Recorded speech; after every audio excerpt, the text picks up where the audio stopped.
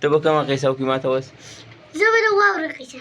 واورې قصه چې وکړه ستاسو په کور واورې وشي واورې نه دي په کاته چې وشي که نه او نو هغې یالله هغه نه دي ایبانې دي شي که نه وي بیا ګوره دغه بله قصه ورکوم فیسبوک له ګوره وایه د واورې قصه ما صحیح قصه وکړه د واورې قصه وکړه صحیح د واورې واوره نه وه واوره چې له پاسه وشي که نه په دې خوند چې کېږي که نه نو بیا چې له پاسه پرې باران نه شي هغه نه ویلې کېږي او غرمه چې پرې راشي هغه خو هسې هم باندې ماري زه چې په پورته سترګې په پورته ګورم نو هغه خو ما دغه یو باران پسې چې سترګې پورته کوم نو هغه خو ما نه خوري سترګې نه مې اوښتې نه وځي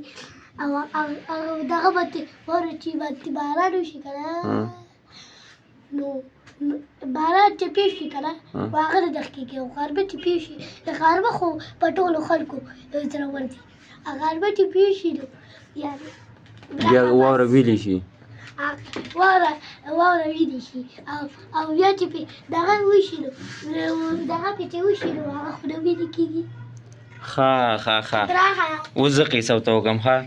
فرهان دوکان ته راغی ما ته یې ویل چې په دې ژمي کې اوبه ولې کمې او په اوړي کې ولې سوی په اوړي کې خو ګرمي نو ما ورته وی چې په ژمي کې کله واوره کېږي که نه نو هغه بیا کنګل پرته وي